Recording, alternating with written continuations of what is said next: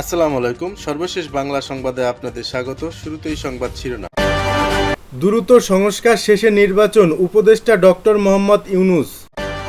Cricketer সাকিবকে নিরাপত্তার নিশ্চয়তা দেওয়া সম্ভব নয়, ক্রীড়া উপদেষ্টা। বিগত সরকারের সব বিতর্কিত আইন সংশোধন কিংবা বাতিল করা হবে, আইন উপদেষ্টা আসিফ নজরুল।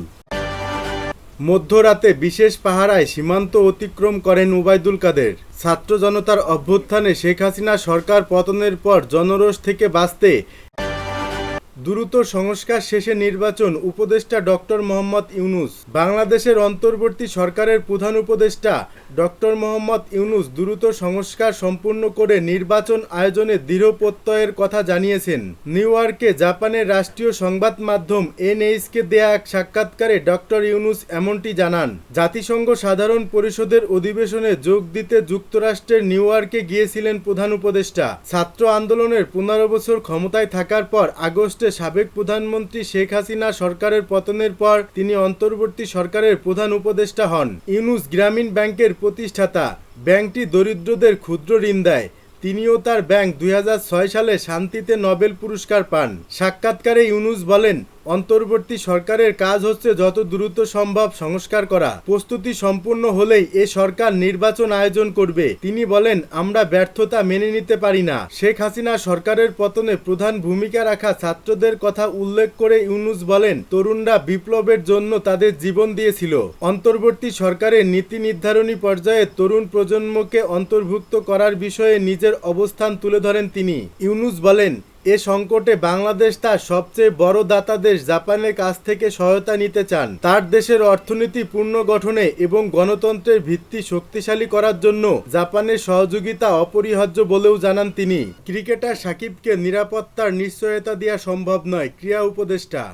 জনগণের জায়গা থেকে জাতীয় দলের ক্রিকেটার সাকিবুল হাসানকে নিরাপত্তা দেওয়া কঠিন বলে মন্তব্য করেছেন যুব ও ক্রীড়া উপদেষ্টা আসিফ মাহমুদ সজীব ভুঁইয়া। তিনি বলেন, সাকিবুল হাসানকে দেশের একজন খেলোয়াড় হিসেবে নিরাপত্তা দেওয়া সম্ভব হলেও জনগণের ক্ষোভ থাকলে সেই নিশ্চয়তা দেওয়া সম্ভব নয়। জনগণের ক্ষোভ প্রশমে রাজনীতির জায়গা থেকে সাকিবের নিজের অবস্থান সবার সামনে স্পষ্ট করারও আহ্বান জানিয়েছেন ক্রীড়া উপদেষ্টা আসিফ মাহমুদ।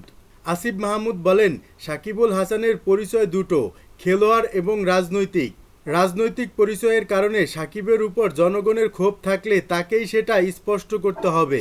খেলোয়াড় হিসেবে প্রত্যেক নাগরিকের নিরাপত্তা নিশ্চিত করা আমাদের দায়িত্ব, সেটা নিশ্চিত করা হবে। সাকিবুল হাসানকে জনগণের জায়গা থেকে নিরাপত্তা দেওয়া কঠিন। শেখ হাসিনাকেও দেশ ছেড়ে চলে যেতে হয়েছিল। 5 আগস্ট ছাত্র জনতার তীব্র আন্দোলনের মুখে প্রধানমন্ত্রী পদ থেকে পদত্যাগ করে দেশ ছাড়েন শেখ হাসিনা। তার সরকার ক্ষমতাচ্যুত হওয়ার পর মন্ত্রিসভার সদস্য, সংসদ সদস্য সহ আওয়ামী লীগের নেতাকর্মীদের নামে সারা দেশে অসংখ্য মামলা হয়েছে। সাকিবুল হাসানকেও একটি হত্যা মামলার আসামি করা হয়েছে। তবে তার নামে হত্যা মামলা থাকায় তিনি দেশে ফিরবেন কিনা তা অনিশ্চিত। এ পরিস্থিতিতে দেশে ফিরতে বিসিবির কাছে নিরাপত্তা চেয়ে আবেদন করেছেন তিনি। তবে হত্যা মামলা থাকা নিয়ে সাকিবের দেশে ফেরা নিয়ে আছে নানা রকম অনিশ্চয়তা ও জটিলতা। সেই সংখ্যা থেকেই বাংলাদেশের সর্বকালের সেরা ক্রিকেটার অবসরের ঘোষণার পর বলেছিলেন, আমি যেন গিয়ে খেলতে পারি এবং নিরাপদ অনুভব করি। যখন দেশের বাইরে আসার দরকার হবে, দেশের বাইরে আসতেও যেন আমার কোনো সমস্যা না হয়। বোর্ড খেয়াল করছে, বিষয়গুলোর সঙ্গে যারা জড়িত তাদের দেখছেন। সাকিব বোর্ডের দিকে তাকিয়ে থাকলেও বিসিবি সভাপতি ফারুক আহমেদ গত 26 সেপ্টেম্বর স্পষ্ট করেই জানিয়ে দেন, দক্ষিণ আফ্রিকা সিরিজ খেলতে সাকিব দেশে এলে টেস্ট ক্রিকেট থেকে তার বিদায়কে রঙিয়ে তোলার সব আয়োজনই বিসিবি করবে। তবে তার নিরাপত্তা ব্যবস্থা ও সিরিজ শেষে তার দেশ ছেড়ে যাওয়ার নিশ্চয়তার প্রক্রিয়া অংশ নেবে না বোর্ড। সাংবাদিকদের আরেক প্রশ্নের জবাবে শ্রম উপদেষ্টা আসিফ মাহমুদ জানান, আগামী 1 অক্টোবর থেকে শ্রমিকদের টিসিবির মাধ্যমে নিত্যপণ্য দেওয়া হবে। তিনি আরও বলেন, শ্রমিকদের রেশন দেওয়ার কাজ চলছে। আগামী 1 অক্টোবর আশুলিয়ার শ্রমিকদের জন্য টিসিবি পণ্য দেওয়া হবে সরকার নির্ধারিত মূল্যে। 40 লাখ শ্রমিককে এ আওতায় আনা হবে। বিগত সরকারের সব বিতর্কিত আইন সংশোধন কিংবা বাতিল করা হবে, আইন উপদেষ্টা আসিফ নজরুল। বিগত সরকারের করা সব বিতর্কিত আইন সংশোধন কিংবা বাতিল করা হবে বলে জানিয়েছেন আইন উপদেষ্টা ডক্টর আসিফ নজরুল। তিনি বলেন, অরাজকতার জঘন্য উদাহরণ সৃষ্টি করে তথ্য অধিকার বিনাশ করা হয়েছিল। এমন পরিস্থিতি যেন আর ফিরে না আসে সেজন্য সবাইকে সতর্ক থাকার আহ্বান জানান তিনি। তথ্য অধিকার দিবস উপলক্ষে এক মতবিনিময় সভায় এই কথা বলেন আইন উপদেষ্টা। তিনি বলেন, অধিকার নিয়ে সচেতনতার অভাব আছে। নিপীড়নের বড় হাতিয়ার তথ্য গোপন করা। তাই গণতন্ত্র, ভোট অধিকার ও বিচার বিভাগের স্বাধীনতা নিয়ে কথা বলতে হবে। এ সময় তথ্য অধিকার নিশ্চিতে সুপারিশ অনুযায়ী তথ্য অধিকার কমিশন পুনর্গঠনের আহ্বান জানান টিআইবির নির্বাহী পরিচালক ডক্টর ইফতেখারুজ্জামান। নাগরিক সমাজের সুপারিশ অনুযায়ী তথ্য অধিকার আইন সংস্কারের কথাও বলেন তিনি। মধ্যরাতে বিশেষ পাহারায় সীমান্ত অতিক্রম করেন ওবায়দুল কাদের। ছাত্র জনতার অভ্যুত্থানে শেখ হাসিনা সরকার পতনের পর জনরোষ থেকে বাঁচতে এবং গ্রেপ্তার এড়াতে আত্মগোপনে চলে যাচ্ছেন বিগত আওয়ামী লীগ সরকারের মন্ত্রী, সংসদ সদস্য, দলটির বিভিন্ন পর্যায়ের নেতাকর্মী সহ পুলিশের বেশ কয়েকজন ঊর্ধ্বতন কর্মকর্তা। এরই মধ্যে অনেকে গোপনে সীমান্ত পাড়ি দিয়ে দেশ ছেড়েছেন। দালাল ও ইমিগ্রেশন ম্যানেজ করে পালাতে গিয়ে প্রতারণার শিকার হয়ে কেউ কেউ গ্রেপ্তারও হচ্ছেন। দালাল সিন্ডিকেটের সহায়তায় কেউ কেউ ভারতে ঢুকতে কোটি টাকাও দিয়েছেন। তবে 20 লাখের নিচে কেউ ঢুকতে পারেনি বলে বিশ্বস্ত একাধিক সূত্র জানা গেছে। দালাল সিন্ডিকেটের সহায়তায় কেউ কেউ ভারতে ঢুকতে কোটি টাকাও দিয়েছেন। তবে 20 লাখের নিচে কেউ ঢুকতে পারেনি বলে বিশ্বস্ত একাধিক সূত্র থেকে জানা গেছে। কয়েকজন সাবেক মন্ত্রী ছাড়া অধিকাংশ ব্যক্তি দেশ ছাড়ার জন্য ভারত সীমান্ত বেছে নিয়েছেন।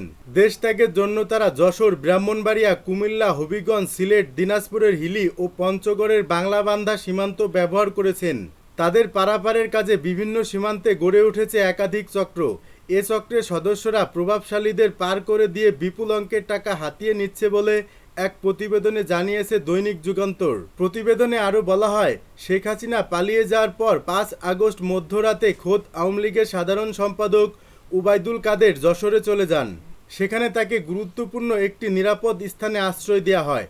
পরদিন তিনি বিশেষ পাহারায় সীমান্ত অতিক্রম করেন বলে জানিয়েছেন যশোর ও বেনাপোলের বেশ কয়েকটি দায়িত্বশীল সূত্র।